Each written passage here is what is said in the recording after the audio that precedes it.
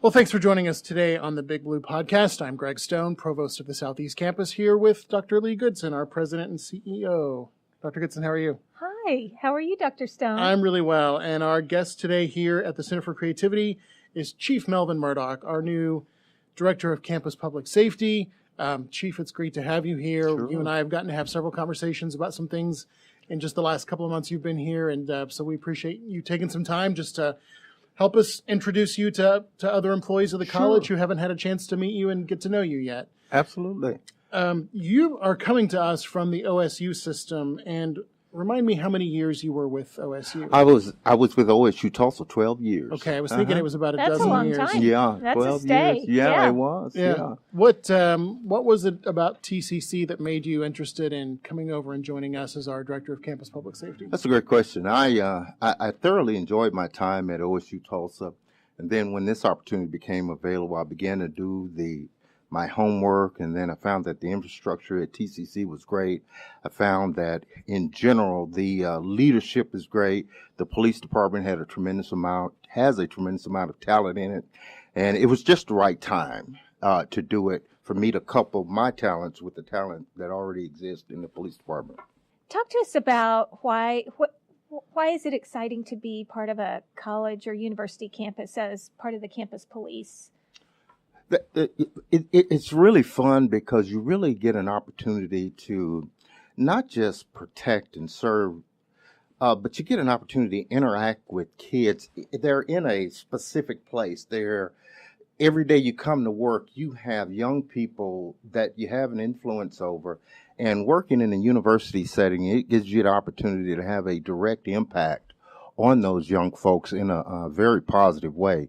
Unlike municipal policing, where you have a mix, but when you come to a university campus, you have a set of people that are just starting out in life, have begun their education, and then in the police department, we have an ability to have a positive impact on them. That's what excites me about university policing. At some level, it's a very natural form of community policing. It is. And, it's set up to actually lend itself really well to that. It does. It does. I always characterize community policing as simply this. Community policing is policing with a personal touch. Mm-hmm.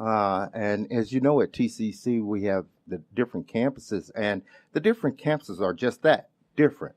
And so it allows not just me, but the officers that are on those campuses to get to know the people that are there, and not just know them in terms of an emergency, but know them on a daily basis, get to know who they are, get to know what their tendencies are, and really get to participate in that community on those campuses. And that's really, again, that's another thing that excites me about this community policing thing. Yeah. Chief, that makes me think about times over the years when I was here at Metro Campus as a faculty member, as a provost, just because of our environment downtown. Sometimes members of our community's homeless population would come and visit on campus, and we're a public institution paid by taxpayer dollars, so we accommodate to the extent that's possible. Other guests on campus, certainly all the community events that we have on campus, and Campus Police is so involved in helping to build relationships with all of those guests of ours, no matter what they're on campus for. And it's just it's a great part of the work that you all do. I'm wondering if you might be able to give everyone who's listening a sense of what a campus police officer's day is like. I mean, it seems like a really simple question, but I know people automatically think, well, you're monitoring security cameras and driving through the parking lots and responding when there are 911 calls or maybe medical emergencies, and certainly all that's true. But what else do you direct your staff, your officers, to make sure that they're doing on a daily basis to help them reach out and get to know people? Well, it's just that, and all of those things you mentioned, of course, we do those things. But the thing that we do the most on each individual campus is build relationships. And we break down those natural barriers, like this uniform is a barrier. We break down those natural barriers, and we let people know that we are approachable, that we are human and that, hey, yeah, if there's a danger that poses itself, we're going to address that. But that is the exception and not the norm. The majority of our day is spent doing just that, and that's building relationships. Well, I'm Lee Goodson, and I'm here with my co-host, Dr. Greg Stone, the provost of the Southeast Campus, and you're listening to the Big Blue Podcast. Our guest today is Chief Murdock, and we've been talking about Chief's thoughts on what it means to be an advocate for campus safety. And I just realized, Greg, that I said provost of Southeast Campus. I think that's the first time I've said that when I've introduced you. How's it sound? It sounds good, although you were there the other day when Congressman Hearn was on campus at Southeast Campus, and I went to introduce myself, and it was the first time it was going to come out of my mouth, but it didn't come out of my mouth because out of habit I said, I'm the provost of Metro Campus. Metro Campus, yeah. Old habits died hard. Yeah, well. But it's been good so far. We're excited that you're there, and that was a great visit. Me too. Have there been any surprises since you got to Tulsa Community College? Yes, they have been. Tell us about the surprises. Sure. The people were nicer than I thought. Really? Really? What did you think we were like, Chief? Well, I knew you were nice, but when I got here and began to interact with people, they were nicer than I initially. Did you even imagine? Yeah, I mean, it blows my mind, just the camaraderie and just the willingness to work and just the willingness to work through hard things. I knew those things existed, but until you're on the ground, until you're experiencing them, you really don't have the full effect. And so I would say that is one of the most pleasant surprises I've had. That is great news. Yeah, and I hope absolutely. A lot of people listen to this podcast and hear that about ourselves. Yeah. Thank you. And that's true because, and literally as I'm doing I call it my homework or backwork, just before I came to TCC, I would ask people simply this question: how is it to work at TCC? And their whole facial expression would change for the better. I mean, the whole countenance would change. And you could see the smile come on their face, and you could just see that it was a good place to work. And that was to the person. That's good to hear. Great news. Chief, I'm wondering, as we start to wrap up our conversation, if you could just maybe tell us a little bit about your story and how you came into law enforcement. I mean, it's one of those things that I've always kind of thought of as a calling, much like education, right? Not just everybody decides to go into law enforcement. How did you come about that career decision? And I would imagine too, sometimes there's a tendency for the bad days to outweigh the good days.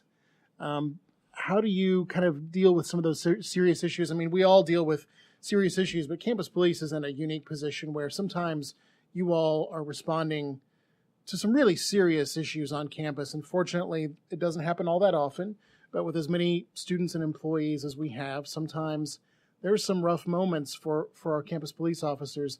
What makes it worthwhile for all of you? Well, first of all, let me just address why I came into policing in general. I don't have any pie in the sky reasons. I was simply unemployed. I needed a job. And then when I got into it, and particularly while I was serving as a detective, I would look into a victim's eyes and I could see that feeling of relief when I would give them some measure of justice, if you will. When I would go to them and tell them, yeah, I've gotten this back, or this has happened in your favor, and I could see the transformation in their face. That's when I fell in love with the profession. And I would even say, even university policing, municipal policing, the good days by far outweigh the bad.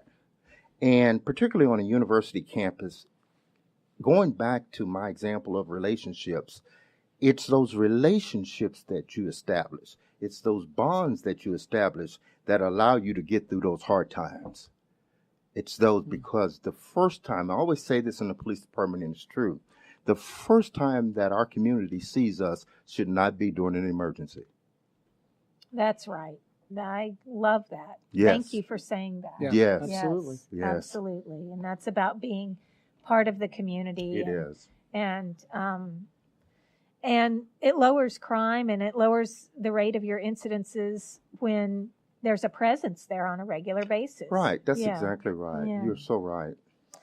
So, Chief, this is the Big Blue Podcast, and we have the big question at the end of the podcast.